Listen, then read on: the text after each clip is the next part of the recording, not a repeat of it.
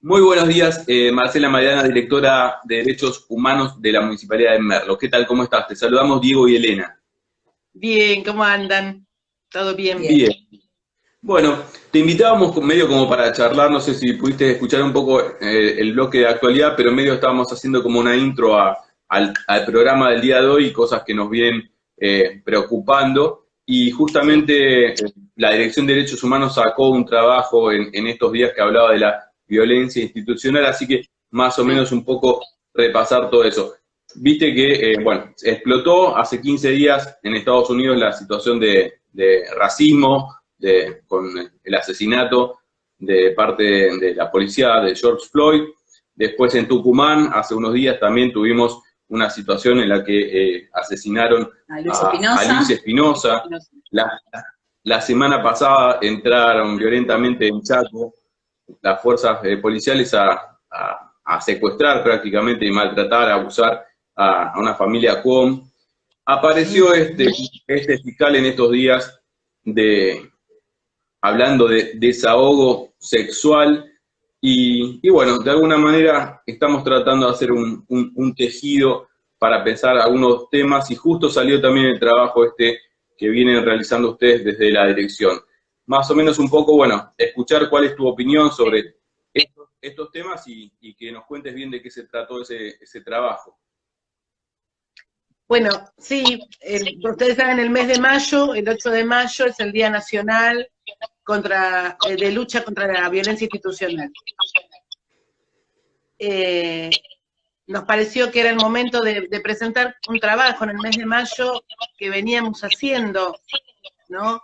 Durante esos primeros 4 años de gestión, en una temática que a veces, que en principio para nosotros en Merlo era como muy novedosa, trabajar en derechos humanos y trabajar la temática de violencia institucional. Pero aparte, digamos, siempre con esa dificultad de cómo el Estado acompaña a las víctimas cuando es el mismo Estado el que fue el actor, ¿no?, que violó los derechos de esas familias y esas víctimas. Bueno, nos dimos ese trabajo de acompañamiento de diversas maneras, la fuimos aprendiendo también, en un contexto complejo, porque sin tener un gobierno provincial y nacional que acompañara esa misma mirada, y obviamente sin instituciones que nos respaldaran a niveles provinciales y nacionales. Entonces, bueno, de todas maneras lo fuimos transitando y un poco esto es como el cierre de ese acompañamiento a algunas familias. En principio retratamos el caso de 5 familias que fueron víctimas de violencia institucional o relacionados, para ser más claro, a violencia institucional. Y son los casos de Fabián Gorosito, de Lucas Décima, de Nazareno y Agustín, de Ismael Sosa y me está faltando, y de Germán Gómez. Eh, Algunos de estos casos fueron antes de entrar a la gestión, 2010 es Gorosito, 2015 es Ismael Sosa, pero el resto fue durante ya la gestión que nosotros estábamos. Y un poco como hacemos también en el otra área que trabajamos en derechos humanos, que es memoria, era un poco acercarnos a la vida de estas personas y de su familia y de su lucha, que ha sido tremenda, que en condiciones de mucha disparidad contra el poder policial, el poder judicial, ¿no? Para revertir a veces ese primer discurso cuando hay un evento de este tipo. Y eso fue un poco lo que fuimos retratando en el documental. Y la verdad, cada una de las historias es distinta y es diversa también la resolución de los casos. En algunos casos no están resueltos en la justicia todavía, como es el caso de Nazareno y Agustín. En algunos casos fueron resueltos de una manera en la que no creemos que esté bien resuelto y que tiene instancias todavía de apelación, como el de Germán Gómez.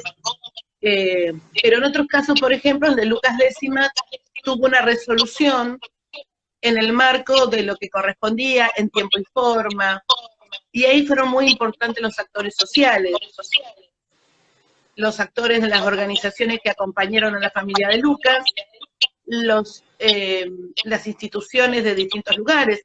La familia de Lucas, su papá, es un militante del movimiento Evita, entonces ahí hubo un acompañamiento también de determinados actores sociales, como Leo Grosso, el diputado, que, a ver, lo que estoy diciendo es que ustedes lo van a poder ver en el documental, como el padre de Lucas dice claramente, como todo esto también lo lee la justicia. No debería pasar, claramente, pero lo lee. E inclusive el hecho de que él haya sido profesor y no un vecino sin estudios. Digamos, sí, nosotros no te queremos espolear el trabajo, pero lo vimos. Lo vimos. Y por eso tampoco vamos a comentar mucho, así lo dejamos sí. justamente a que se enganche las personas que quieran. Sí. Pero sí, es verdad, aparece esto de la diferencia. Por eso también nosotros de Pensar en Nada siempre hablamos de que es importante, y vos lo estás haciendo, lo estás destacando, cómo desde lo individual costó más hacer fuerza para hacer algún tipo de reclamos, pero por ahí la familia que tenía cierto acompañamiento de una organización o que estaba ya dentro de algún colectivo, pudo traccionar con un poco más de fuerza. Bueno, nada, es importantísimo en ese contexto esto de que aparezca, vos hacías la introducción, hace 4 años recién una dirección de derechos humanos presente en Merlo, y que se ponga a acompañar a estas familias, ¿no? Mira, nosotros lo vimos en el caso de Fabián Gorosito. Ustedes saben que es un caso del 2010, donde estuvo implicada la comisaría de Mariano Acosta. Hubo un primer juicio que fue anulado, porque fue directamente anulado. Y nosotros acompañamos a María en el segundo juicio. Y una cosa es decirlo y otra cosa es contarlo, o sea, verlo, vivirlo, el nivel de hostigamiento de las fuerzas policiales durante el juicio. De hecho, nosotros, como para dar un mensaje claro, porque también digamos, hay diferentes niveles. Por ejemplo, María se juntó con el intendente Gustavo Menéndez en el medio del juicio, para dar un mensaje claro de dónde estaban las instituciones municipales, por el nivel de hostigamiento que seguía sufriendo. Ella y los testigos, por los cuales después se lograron las condenas. Si bien fue un caso en donde no se logró condena por el asesinato de Fabián, pero sí por las torturas previas de los amigos de Fabián en el marco de esa persecución que se le estaba haciendo a Fabián. Digamos, y un poco para traerlo a lo que ustedes hablaban antes, de los casos que estamos viendo, pero fundamentalmente los casos nuestros en Argentina, y algo que a nosotros nos pasó y nos va a pasar ahora, poder trabajar articuladamente con unas instancias provinciales y nacionales que tienen el mismo objetivo y las mismas miradas sobre cómo debe construirse el Estado y cuál es el lugar del Estado entre estas situaciones, es la intervención que tuvieron en el caso de Luis y en el caso también de la familia Cuón, de las instituciones del Estado, que han logrado construir, uno se historiza un poco, son instituciones que no tienen más de 20 años, y que evidentemente se interrumpieron en su construcción durante los 4 años del Macri. Pero por suerte los compañeros quedaron ahí, ¿no? Como manejando y tratando los que quedaron en esos espacios, y rápidamente vimos cómo estuvieron a disposición e intervinieron, tanto en la Secretaría de Derechos Humanos de Nación, como en el caso del Chaco, las instituciones provinciales, para el acompañamiento de las víctimas, y para que no, digamos, lo que permanezca y lo que quede sea el discurso policial, que es el que reproducen los medios. Es complejo, ¿no? Porque hay una frase que siempre recuerdo, creo que era de Scalabrini Ortiz, que los poderosos no necesitan protección, para eso están las leyes, para eso se crean las leyes, para proteger justamente a los más indefensos. Y en ese sentido, digo, es complejo cuando se habla de individualismo, de la libertad individual, y se dan este tipo de situaciones, porque ahí es cuando aparece la soledad, que cuesta más reclamar y exigir que se cumplan derechos. Y aparece una nueva fase donde dentro del Estado que debería acompañar, aparecen visiones distintas, ¿no? Está primero si estás acompañado o no por el Estado, y después cuando está el Estado, estamos hablando de las instituciones, si hay dentro del Estado instituciones que acompañan y otras que te están hostigando. Es complejo esa situación, ¿no? Y ahí tenemos el caso, bueno, digamos, no voy a, para hablarlo del documental no van a ver, pero digamos, y ahí está el caso del fiscal. Entonces, es el Estado, es el representante del Estado. ¿De qué Estado? No el que queremos nosotros. Claro. Ni este proyecto político. Entonces, bueno, nada, eso es obviamente que es muy importante. Sí, aparte que son estructuras que, digamos, detrás de, digamos, muy complejas de desentrañar, que por ahí, bueno, es aventurado decir que se van a terminar y cómo y cuál va a ser, digamos, el final de esto, ¿no? Digamos, que se termine este tipo de injusticias, ¿no? Perpetradas por el propio sistema de justicia, por el propio sistema de seguridad, también el propio sistema político. Entonces, digo, esa articulación, ese entramado, tal vez lo tengamos que ver con una sociedad distinta, digo, que ahora en este tiempo de pandemia y todo también se puso en cuestión, ¿no? Que es la normalidad y la nueva normalidad. Pareciera que las instituciones de seguridad y todo se siguen comportando con prácticas de muchas décadas atrás y, bueno, instalando terror, que eso es lo que uno, digamos, no podemos permitir. Bueno, y eso, digamos, creo que todos hicimos una primera reflexión cuando comenzó el macrismo, ¿no? ¿Por qué? Porque los agentes del Estado, los agentes de las fuerzas de seguridad, eran los mismos de los agentes que habíamos tenido en nuestra gobierno. Y ahora los veíamos realizando otras prácticas, que, digamos, en mi modesto entender, tiene que ver con una práctica instalada ya en la institución, que es una institución, si vamos a hablar de la policial provincial, de las policías en general, es una, como diría Alberto, una deuda de la democracia, ¿no? Transformar en esas fuerzas de seguridad en una fuerza democrática, con otros paradigmas.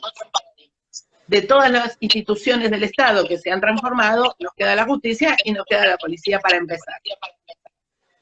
Pero, y uno dice, ya pasaron 30 años, pero bueno,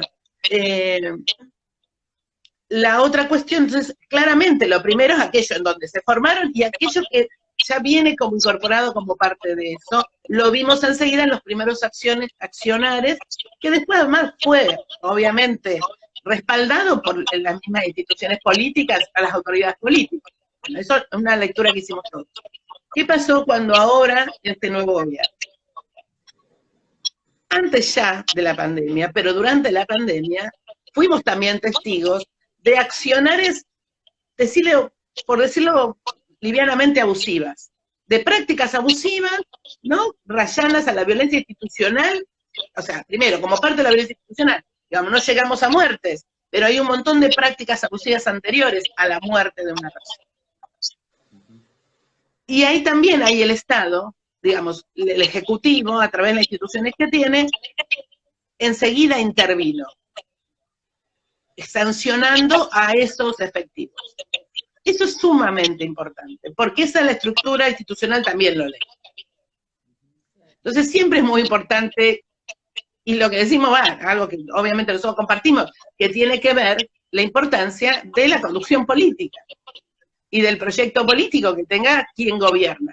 Digamos, después uno habrá más finos, más gruesos, claramente, pero no es menor, y es algo que nosotros, digamos, como actores políticos también tenemos que aprender, ¿no? Porque, claro, estos 4 años cortaron un proceso, lo llevaron muy atrás, hay que volver ahora para adelante, y en el medio nos toca la pandemia.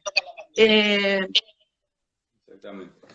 Bueno, ahí estaba hecha toda la presentación, entonces, muchas gracias, Marcela. Si querés recordar, antes de despedirnos, ¿dónde está la dirección? Para que la gente se acerque, que se comunique, y cuáles son las redes sociales, así también se puede acercar virtualmente y ver también este trabajo que sacaron. La Dirección de Derechos Humanos está en la calle Chacabuco 456, entre Sarandí y Avellaneda, justo detrás del municipio.